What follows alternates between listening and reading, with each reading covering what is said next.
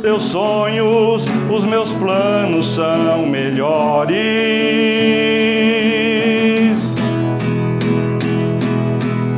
O que o olho não viu, ouvido não ouviu e nem sequer subiu ao seu coração, é o que eu planejei, é o que eu preparei, é o que eu reservei para você.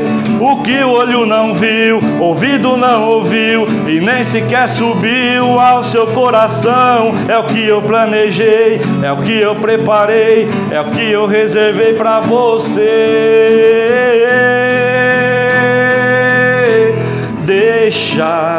Deixa eu trabalhar do meu jeito, deixa acontecer no meu tempo. O amanhã não te pertence, só confia em mim. Oh, deixa teus projetos comigo, deixa eu cuidar dos teus sonhos, os meus planos são melhores.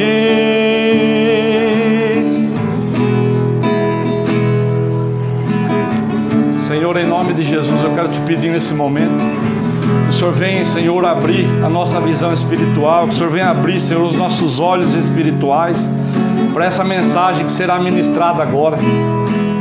Que ela seja, Senhor, aquela semente plantada no terreno fértil, que ela venha, Senhor, germinar, crescer e frutificar, Senhor, em nossos corações, para que todos vejam, Senhor, a diferença daquele que serve a Deus e o que não serve.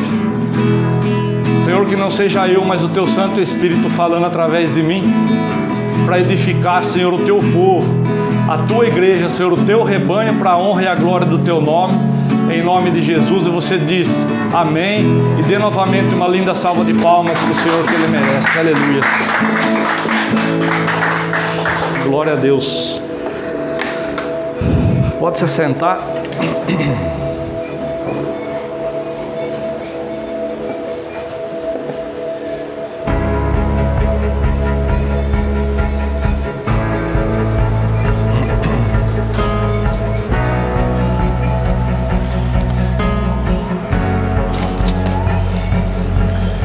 Abre comigo a sua Bíblia aí no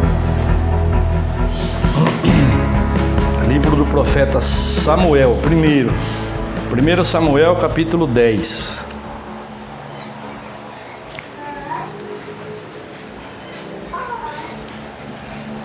Nós vamos falar sobre o rei Saul. Quem foi o rei Saul? Foi o primeiro rei da história de Israel. Até então, como que funcionava? Como que era? Tinha o profeta. Então, o povo trazia os pedidos para o profeta ia, entrava na presença de Deus, Deus dava a direção para o profeta ia e transmitia para o povo. Já estava nos planos de Deus levantar um rei para Israel, mas não era nesse tempo aqui, ainda era mais para frente. Mas o povo fez o quê? O povo começou a olhar para as nações vizinhas e começou a querer um rei também. Então, até que chegou o momento, né, que eles foram falar com Samuel. Samuel já estava velhinho, já estava de cabelos brancos. O povo começou a falar para ele que eles queriam um rei, assim como as outras nações. E Deus foi e colocou esse pedido do povo diante de Deus. E Deus então falou para ele: Samuel, nós vamos preparar um rei para esse povo. A hora que eu te der, que eu te mostrar, então você vai ungir a pessoa que eu te mostrar. Só que Deus falou para Samuel assim. Samuel ficou triste, né? Porque o povo já não estava querendo que ele fosse o representante de Deus ali no meio. Então ele estava com o coração entristecido. Ele colocou isso diante de Deus. Deus falou para ele: ó, mas não se entristeça não, porque o povo não está rejeitando você, o povo está rejeitando a mim. Então, com essa atitude, o povo rejeitou o reinado de Deus sobre ele. Era através do profeta Samuel, mas o povo estava rejeitando a Deus. O que Deus fez? Deu a direção então, e foi ungido Saul como rei. Quando então o profeta Samuel estava lá com um chifre cheio de azeite para ungir Saul, então começaram a procurar ele. Ele estava lá escondido no meio de umas bagagens ali. Quando ele então se levantou, a Bíblia fala que ele era um homem formoso, e quando ele se levantou, então os homens mais altos daquele povo chegavam ao ombro dele. Então ele se sobressaía. Ele era um homem vistoso, bonito, mais alto do que todos os outros. Então Deus deu a direção e ele foi então ungido rei sobre Israel. E aqui no capítulo 10, onde eu falei para os irmãos abrirem a Bíblia, que eu quero fazer uma leitura de um pequeno trecho aqui, mas a nossa mensagem não está aqui nesse capítulo, está um pouco mais à frente. Mas aí no capítulo 10, então está dizendo assim, ó, na minha Bíblia que o título está assim: Saul, o primeiro rei de Israel. Samuel havia trazido consigo um frasco de azeite e o derramou sobre a cabeça de Saul. Beijou-lhe uma das faces e declarou: porventura o Senhor não te ungiu para seres príncipe sobre a sua herança? Hoje, portanto, quando me deixares, encontrarás 2 homens próximos ao túmulo de Raquel, na fronteira de Benjamim. Esses homens lhe dirão: eis que já foram encontradas as jumentas que saístes a procurar. O teu pai esqueceu o caso das jumentas e agora está aflito por tua causa, e indaga a todo momento o que terá acontecido ao meu filho. Então, dali prosseguirás rumo ao carvalho de Tabor. Encontrarás 3 homens que estarão subindo para cultuar a Deus em Betel. Um deles levando 3 cabritos, o outro 3 pães, e o outro um odre, uma vasilha de couro cheia de vinho. Eles te saudarão e te oferecerão 2 pães que aceitarás. Chegarás então a Gibeá de Deus, onde há um posto militar dos filisteus, e acontecerá que, entrando na cidade, te defrontarás com uma confraria de profetas, que vem descendo do alto lugar tocando liras, tamborins, flautas e harpas, e eles estarão profetizando. Olha o que diz no versículo 6: neste momento, o Espírito do Senhor tomará pleno controle de ti, e terás manifestações proféticas com eles, e serás transformado em outro homem. Assim que esses sinais te sucederem, age, pois, de acordo com o que decidires, porque Deus é contigo. Olha o 8. Vá, todavia, na minha frente para Gilgal. Mais tarde eu irei ter contigo, a fim de oferecer holocaustos e sacrifícios de paz e comunhão. Contudo, aguardarás 7 dias, até que eu chegue e te oriente sobre o que fazer. Eu vou ler esse versículo novamente, ó.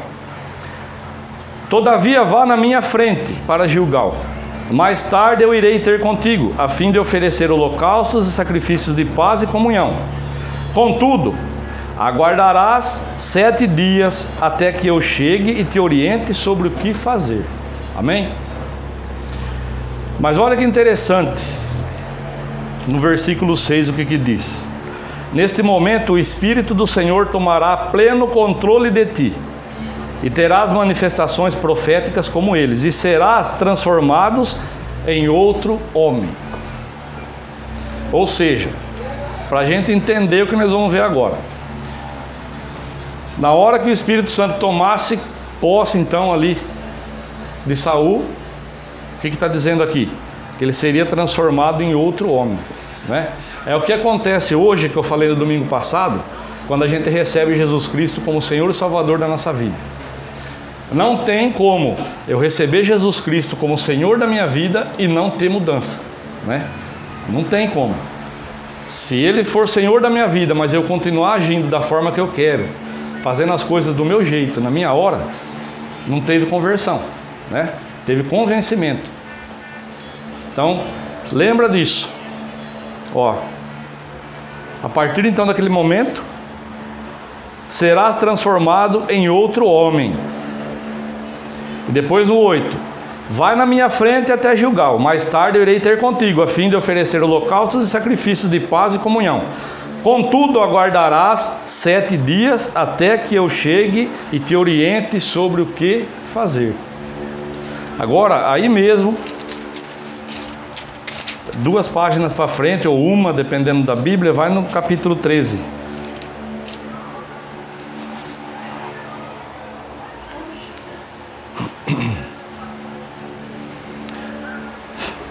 Aconteceu um fato agora. Daquele momento onde ele recebeu a unção, até agora, onde nós vamos ler, passaram-se então 2 anos. Ele teve aquele encontro com os profetas, tudo aconteceu conforme o Samuel tinha dito, né? E a partir dali, o procedimento de Saul mudou. Até algumas pessoas que faziam parte do povo dele começaram a zombar dele. Mas a Bíblia fala que ele não se importou. Ele, como se ele tivesse dito assim: não se importa com isso não, deixa quieto. Então ele já estava mostrando uma diferença de comportamento ali. Passaram-se então 2 anos até chegar onde nós vamos ler agora. Capítulo 13, versículo 1. Saul já tinha reinado por 1 ano em Israel. E quando estava em seu 2º ano de reinado, Saul escolheu 3.000 guerreiros de Israel.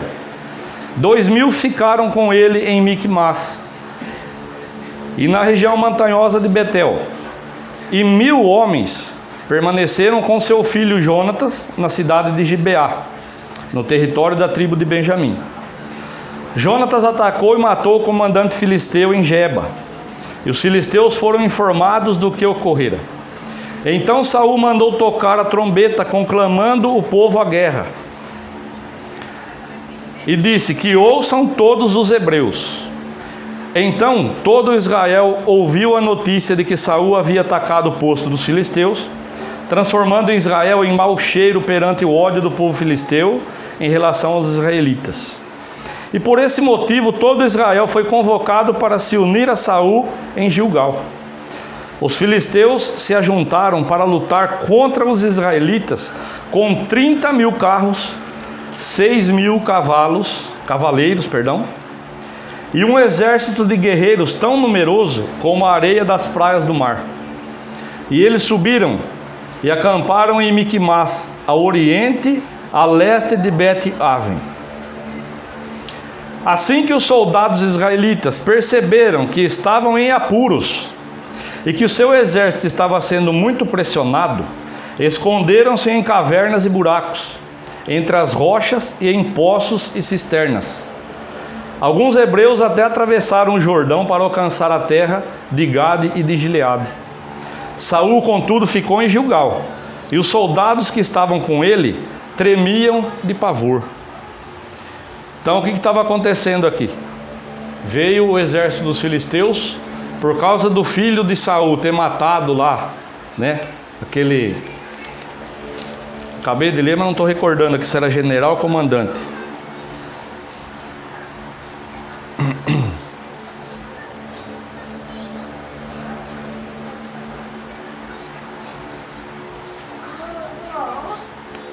Ele matou o comandante filisteu lá em Geba. Então, o exército dos filisteus agora, 30.000 homens, aquele monte de cavaleiros, aquele monte de gente, chegou ali. E como que era o exército de Saul? Eram camponeses, porque eles tinham que pagar até para os filisteus para afiar as ferramentas deles trabalharem. Para afiar um rastelo, para afiar uma foice, para eles trabalharem, eles tinham que pagar tributo para os filisteus. Então a Bíblia diz que nesse confronto aqui, diante de todos esses soldados, tinha apenas 2 espadas com o exército do rei Saul. A espada dele e a espada de Jonatas. O restante ali eram camponeses, tanto que quando eles viram o apuro que eles estavam, eles começaram a fugir e se esconder. Até em cisternas, que era lugar para se guardar água. E olha só.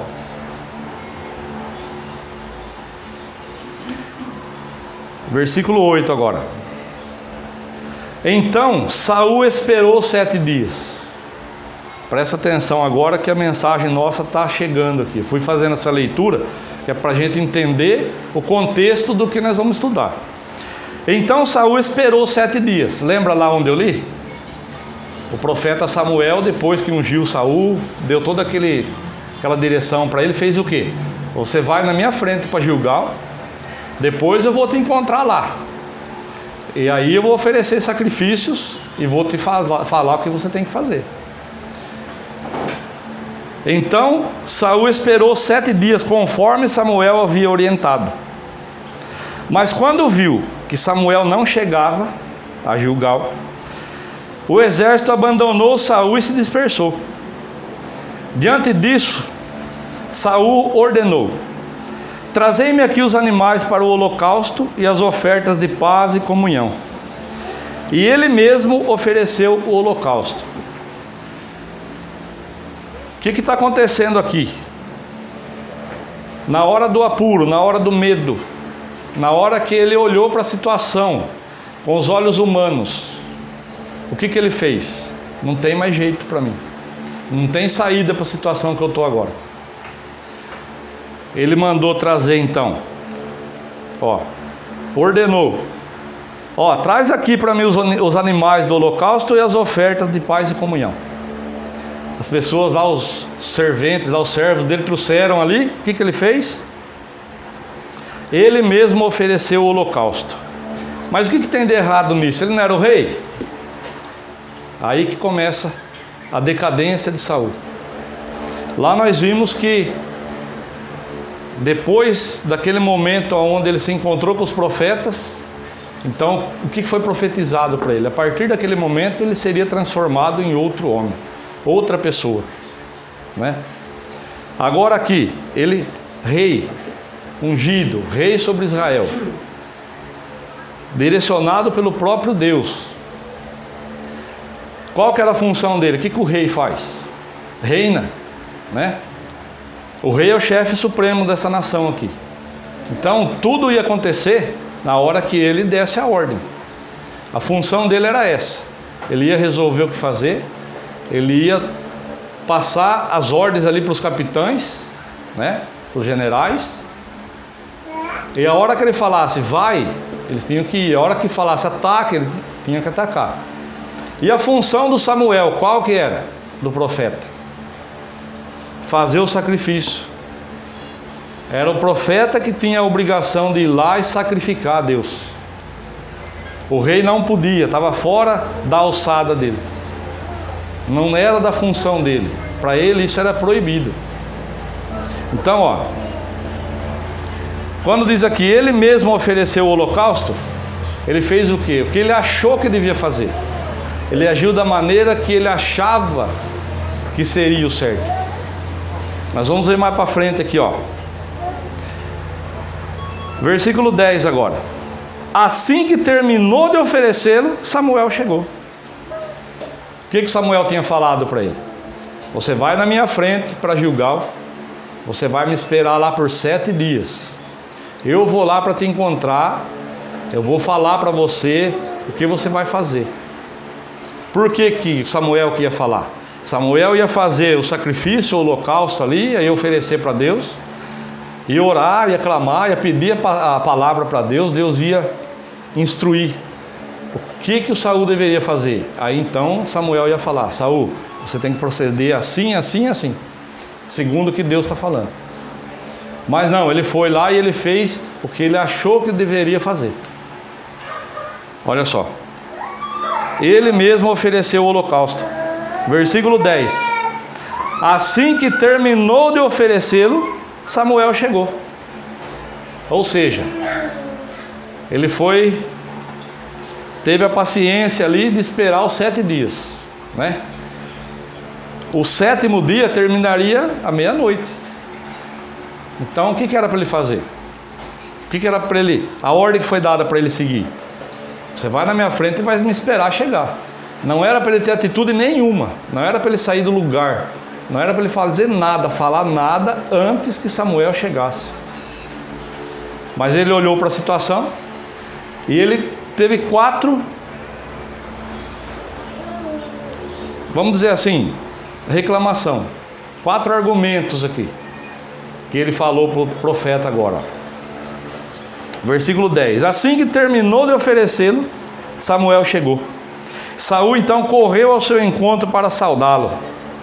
Entretanto Samuel lhe indagou: o que fizeste, Saul? Eu imagino essa cena aqui, Samuel chegando, e olhando assim, sentindo aquele cheiro da carne queimando, do holocausto ali, do sacrifício, e falando assim, olhando bem para ele, assim, falando assim: Saul, o que você fez? Eu não acredito que você fez isso, Saul. Não, fala para mim que é mentira, que você não foi lá oferecer o holocausto. Eu imagino a cena dessa forma. Olha só. Entretanto Samuel lhe indagou: o que fizeste, Saul?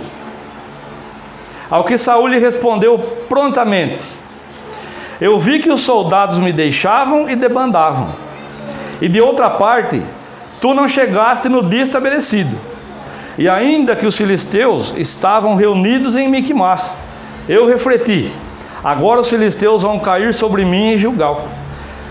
E olha isso aqui, ó. E eu nem sequer tentei buscar a face do Senhor para alcançar a sua ajuda. Ao invés dele pensar assim: eu vou orar, né? Eu vou questionar Deus. Samuel não chegou ainda, mas hoje é o 7º dia, então não é meia-noite, está em tempo. Eu vou buscar Deus, vou orar, vou buscar a resposta de Deus. Senhor, me dá uma direção, o que eu tenho que fazer, né? O que Deus ia falar? Calma, espera. O que eu te mandei fazer? Espera. Mas não, ó. Olha só, o primeiro argumento, que o Saul era cheio disso aqui. Se a gente for ver mais para frente um pouco, teve uma batalha em que Samuel falou assim: ó, Deus estava mandando você ir lá e aniquilar os amalequitas. Quando Deus estava tirando o povo dele do Egito, a única nação que se opôs à passagem de Israel na saída do Egito foi os amalequitas. Então Deus agora falou assim para o Samuel, para ele passar a ordem para o Saul: vai lá e acaba com eles, nas minhas palavras, né? Ele disse assim: ó, você vai lá, você vai matar o rei, as mulheres, as crianças, os animais, tudo que tiver lá vai ser anátema, vai ser passado a fogo. Saul, não poupa ninguém, nada nem ninguém. O que ele fez? Ele chegou lá e ele poupou a vida do rei. Tudo que tinha de melhor, dos bois, das ovelhas, de todos os animais lá, ele poupou. Ele reservou. E depois levou para o acampamento. O resto, né, os animais que eram mais mirradinhos, as pessoas comuns ali, aí ele obedeceu. Só que ele poupou a vida do rei. E tudo que tinha de melhor ali, levou como despojo. Então, ele era cheio disso, de fazer o que dava na telha, de fazer o que ele queria, da maneira que ele queria, na hora que ele queria. Ele ouvia o que Deus tinha dado para ele fazer, mas entrava por um ouvido e saía pelo outro. É como acontece hoje. Vamos imaginar hoje, ó, eu na posição que está o Samuel, Deus me dá a palavra, eu venho aqui e entrego a palavra para os irmãos. E a palavra ela veio primeiro para mim, né? Então eu tenho que ser o primeiro a executar o que a palavra está dizendo. Aí eu venho aqui e passo o recado de Deus para os irmãos. Aí os irmãos saem daqui sabendo o que tem que fazer, né?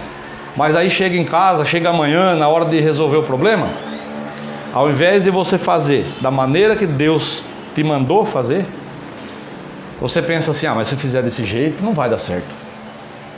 Se eu fizer desse jeito não vai funcionar. Se eu fizer dessa forma, o que vão pensar de mim? Aí você vai lá e faz da maneira que você acha certo, da maneira que você acha melhor. E aí? Deus tem compromisso então no resultado que vai acontecer da decisão que você tomou ali? Deus vai ter parte nisso? Deus vai ser responsável pelo resultado que vai vir posteriormente à sua atitude? Não. Por quê? Porque não foi o que Deus mandou que você fez. Amém? Então o Saul era cheio disso daí. Depois que o profeta chegou, então nessa passagem que eu estou citando, o profeta chegou, ele veio ao encontro do profeta: ô Samuel, eu executei a ordem do Senhor. Aí o profeta falou assim: você fez? Mas por que esse balido de ovelha que eu estou ouvindo? Esse mugido de bois, de onde que está vindo? Então Samuel, o povo lá, os soldados resolveram separar o que tinha de melhor e trazer como despojo. Mas é para oferecer o holocausto a Deus. Deus tinha mandado trazer? Não, Deus tinha mandado exterminar, acabar com tudo. Então, né, nessa passagem aí, cabe até aquele ditado popular que diz que de boas intenções até o inferno está cheio. Então, com a maior das boas intenções, o que ele fez? Separou o que tinha de melhor. Não, vou oferecer a Deus o holocausto. Mas Deus não queria holocausto. Deus não queria sacrifício. Deus queria obediência.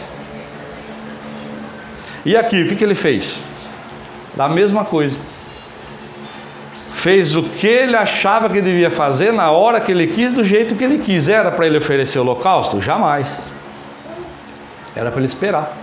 A ordem de Deus era: espera o profeta chegar. Então, dessa maneira, Deus também usou isso para testar a obediência de Saul.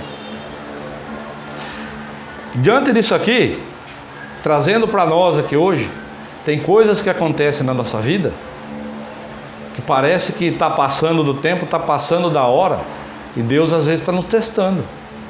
Amém? Nós estamos aqui no Antigo Testamento. Talvez às vezes você pense assim: mas hoje nós estamos vivendo o tempo da graça, né? Mas se não fosse para ser ministrado, não estaria aqui, correto? Se não fosse para ser ministrado, não ia estar aqui na Bíblia. Ou então, eu estaria aqui só com o livro do Novo Testamento. Mas não, isso daqui está aqui, por quê? A Bíblia é cheia de exemplos para a gente ouvir e decidir assim: esse exemplo aqui eu não vou fazer isso jamais. Eu estou aprendendo com o erro de Saul. Eu sou inteligente e eu não vou fazer como Saul fez, né? Em outra situação, a gente vê o que aconteceu, qual foi a atitude que a pessoa tomou, e aí a gente vai pegar aquele exemplo e falar assim: esse exemplo eu vou seguir, vou fazer igual. Deus está me dando a estratégia, eu vou fazer igual o fulano fez. A Bíblia é isso aqui, são exemplos para a gente seguir e para a gente não seguir. E aqui está um deles que a gente não deve fazer.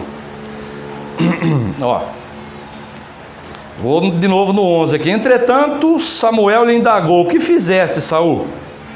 Ao que Saul lhe respondeu prontamente: eu vi que os soldados me deixavam e debandavam. E da outra parte, tu, que não chegaste no dia estabelecido. E ainda que os filisteus estavam reunidos em Miquimás, e eu refleti: agora os filisteus vão cair sobre mim em Gilgal. E eu nem sequer tentei buscar a face do Senhor e alcançar a sua ajuda. Os 4 argumentos. Então ele olhou para a situação. Ele não olhou com os olhos espirituais. Ele olhou com os olhos da carne. Ele olhou para a situação que estava acontecendo. Os soldados me deixavam e se debandavam. Os soldados estavam indo embora. Segundo argumento: Samuel, você não chegou no dia estabelecido. Claro que chegou. Ele atrasou um pouco. Pode procurar informação lá para você ver. Ele se atrasou, mas ele chegou no dia. Mas olha o que ele argumentou: tu não chegaste no dia estabelecido. Segundo argumento. E ainda, os filisteus estavam reunidos em Miquimás. Então ele olhou para a situação, ele olhou para aquele exército gigante. Como que eu vou fazer se eles resolverem atacar? Os soldados estavam indo embora, né? Estavam desertando ali. Ele procurava: cadê o Samuel que não chega? Cadê o Samuel? E o Samuel não chegava. Aí ele foi lá, fez o quê? O que ele achava que ele devia fazer. Foi lá e fez o holocausto, o sacrifício ali. Quando ele terminou de oferecer o sacrifício, quem que aparece? Samuel. Aí era tarde, né? Aí era tarde. Olha só. Quarto argumento. Aí eu refleti. Então ele olhou para a situação e pensou: se os filisteus resolver atacar-me agora. Aqui está dizendo assim, agora os filisteus vão cair sobre mim em Gilgal. Ele olhou para a situação e pensou assim: e se os filisteus resolver atacar agora? Samuel não chegou, não ofereceu o holocausto, não me deu direção, eu não sei o que eu tenho que fazer. O que eu vou fazer então? Primeira coisa, vou oferecer o holocausto. Não devia ter feito. Isso custou muito caro para ele. Isso custou muito caro para a nação de Israel. Olha só. E para finalizar, né? Eu nem sequer tentei buscar a face do Senhor, nem tentou. Ele não era o rei de Israel. Qual que era a primeira coisa que ele tinha que fazer? O Samuel não chegou, pessoal, calma, fica tranquilo, Samuel está chegando, eu vou orar, vou buscar Deus. Ele sendo rei, ele tinha que mostrar para aquele povo lá que ele estava no controle da situação. E não se desesperar, perder o controle da situação e fazer as coisas erradas do jeito que ele queria. Olha só. Versículo 13. Ao que replicou Samuel: agiste como um insensato. Tu não obedeceste à ordem do Senhor teu Deus. Se tivesses obedecido, o Senhor teria estabelecido teu reino para sempre sobre todo Israel. Mas agora o teu reino não subsistirá, e tu não seguirás governando. O Senhor já escolheu um homem segundo o seu coração, e o designou líder do seu povo, porquanto tu não observaste o que o Senhor te havia determinado. Olha o preço que custou para o Saul a atitude que ele teve aqui. Por uma fração de tempo ali, vamos falar, vai, 10, 15, 20 minutos, que ele deixou de esperar, ele se moveu antes da direção de Deus, perdeu o reinado. Nesse momento aqui, olha a notícia que ele recebeu do profeta Samuel.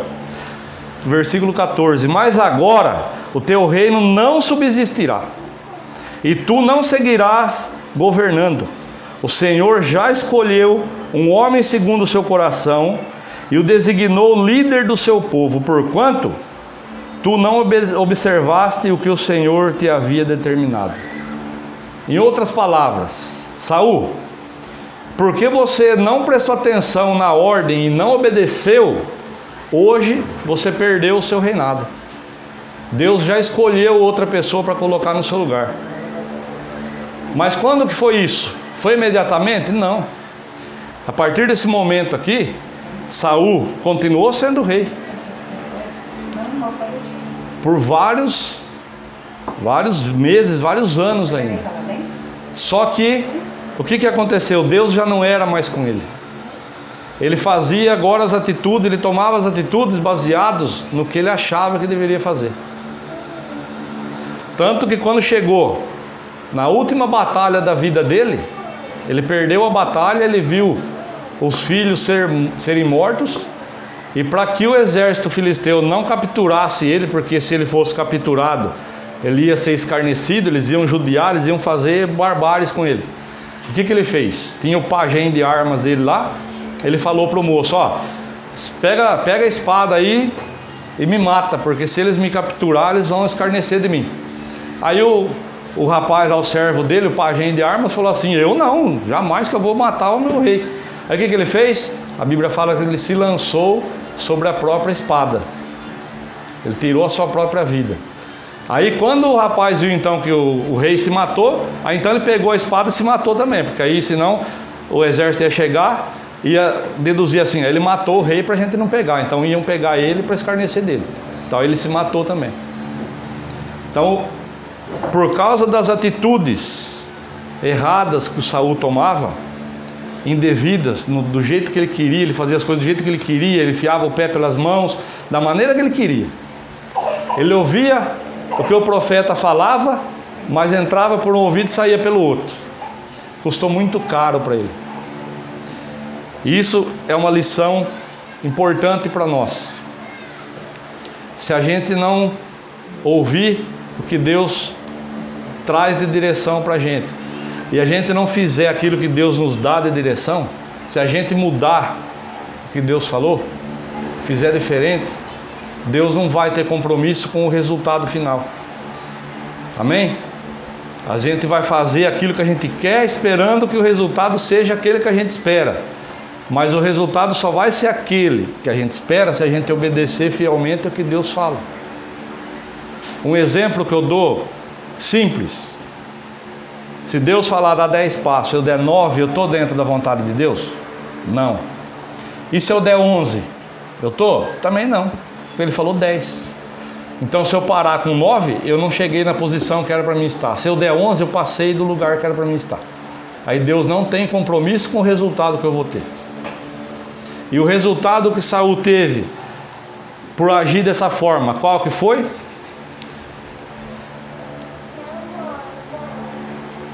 Ó, versículo 13. A resposta de Samuel: agiste como um insensato. Ou em algumas traduções está assim: agiste neciamente. Tu não obedeceis às ordens que o Senhor teu Deus te deu. Se tivesses obedecido, o Senhor teria estabelecido o teu reino para sempre sobre todo Israel. Ou seja, Saul ia ser rei de Israel, ele ia fazer tudo o que o Davi fez. E o Davi? Ele ia continuar cuidando das ovelhas do pai dele. Davi era o mais novo da casa de Jessé, cuidava das ovelhas do pai. Os irmãos mais velhos eram soldados, eram guerreiros. Davi era pastor de ovelhas. Deus não ia precisar levantar Davi para tomar o lugar de Saul. Deus ia estabelecer o reinado de Saul para sempre. Por essa atitude dele aqui, ó. Vamos dizer ali, vai, como falei, uma fração de tempo. Mas vamos dizer que fosse 1 hora, 2 horas, 3 horas que fosse. Por causa dessa atitude dele, ele perdeu o reinado. Continuou sendo rei, a pessoa de Saul, mas Deus já não tinha mais compromisso com as atitudes dele. Amém? Então guarde isso no seu coração. Sempre que você receber uma palavra de Deus, uma direção de Deus, coloque ela em prática da maneira que você recebeu de Deus. Não queira fazer as coisas do seu jeito. Fazer as coisas do seu jeito, se eu fizer do meu jeito, não vai funcionar. O resultado não vai ser aquele que Deus desenhou. E aí ele não tem compromisso e ele não tem culpa do que nós vamos colher lá na frente. Amém? Essa situação aqui causou uma mudança de caminho para Saul, que foi levar ele aonde? Para o abismo. Não foi um simples desvio de conduta que ele fez assim, ó, saiu do caminho e voltou. Ele saiu do caminho e não voltou nunca mais. Ele perdeu o reinado. Amém? Ele não perdeu momentaneamente, ele perdeu a posição de rei para sempre. Apesar dele ter sido levantado rei antes da hora, qual que era o plano de Deus? Estabelecer o reinado dele para sempre. Amém? E ele perdeu essa oportunidade, ele jogou fora. Por quê? Por ser ansioso, desobediente, né? E teimoso, por querer fazer as coisas do jeito dele, da maneira dele, na hora que ele queria, do jeito que ele queria. Custou caro para ele. Então cuidado para você não agir dessa forma, para que não custe caro para você também. Amém? Porque depois não adianta chorar, espernear, botar a culpa em Deus, que Deus vai falar assim, eu não tenho nada com isso aí não.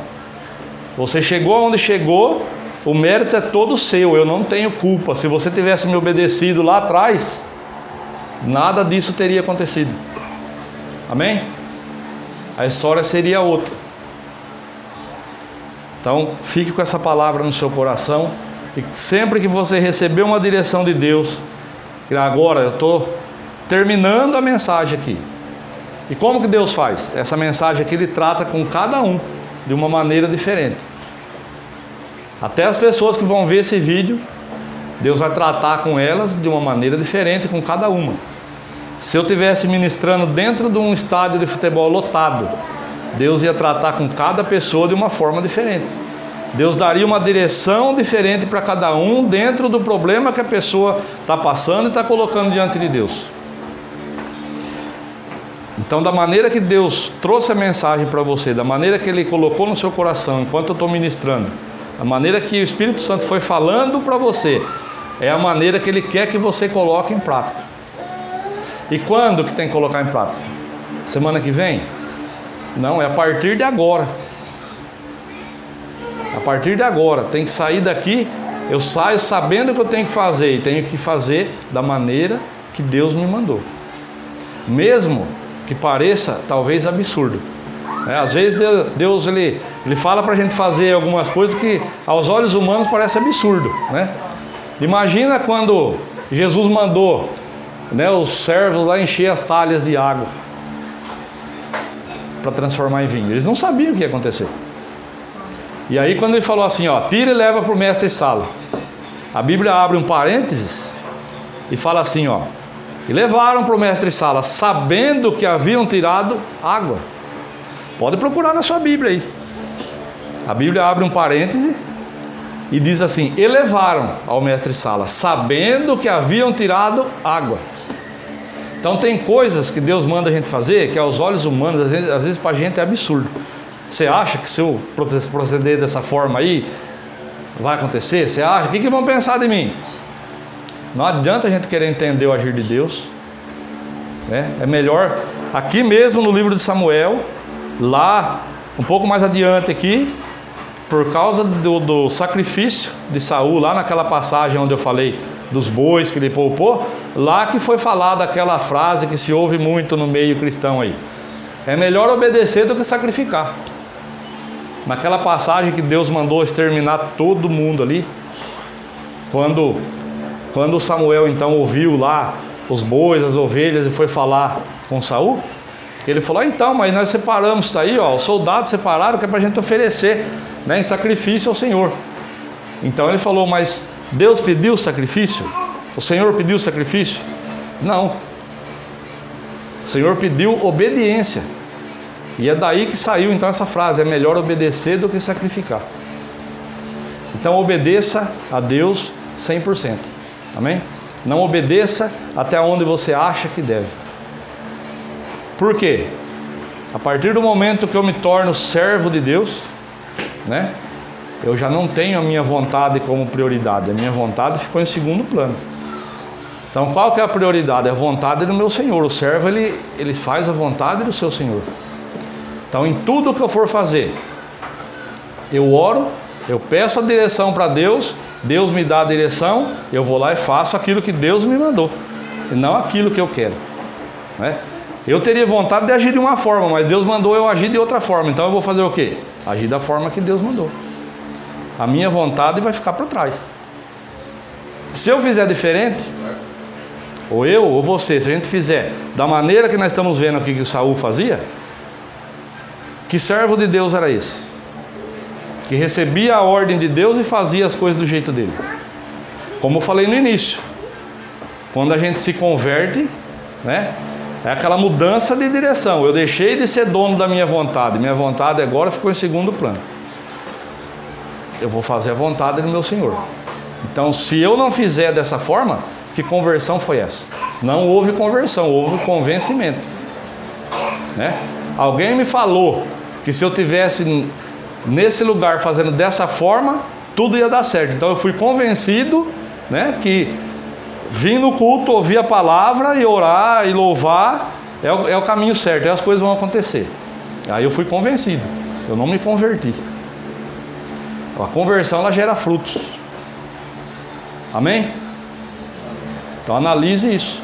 Se de repente você tem agido dessa forma, talvez está precisando de conversão. De repente, você está há tanto tempo já frequentando a igreja, frequentando os cultos, com uma Bíblia na mão, estudando, mas você foi convencido que esse é o caminho certo. Você não teve uma conversão, você teve um convencimento. Aquele exemplo que eu não me canso de dar, que eu gosto muito, Saulo de Tarso. Saulo de Tarso perseguia, mandava matar, mandava prender.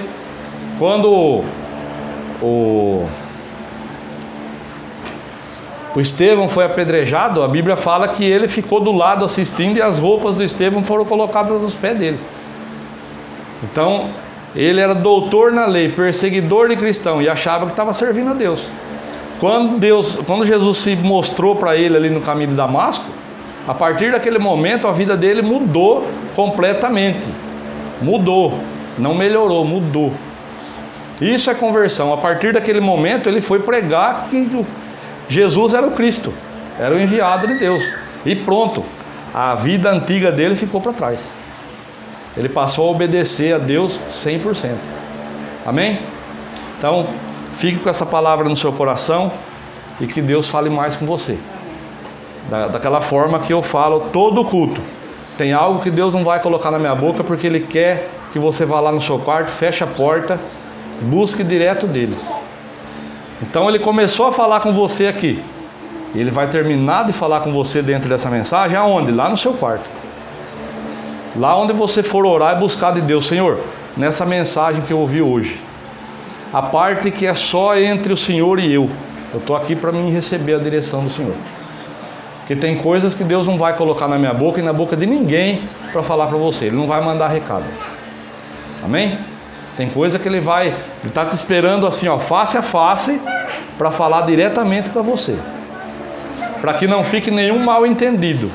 Para que depois não aconteça o que eu estou falando aqui até agora. Você não buscou de Deus, né? Faltou uma partezinha da mensagem, você não buscou, agiu do seu jeito, aí Deus não tem culpa no que vai acontecer lá na frente. Então, faça isso. Vai orar. Senhor, eu quero saber o que o Senhor tem para mim nessa mensagem, além do que o Senhor me deu lá na hora da mensagem.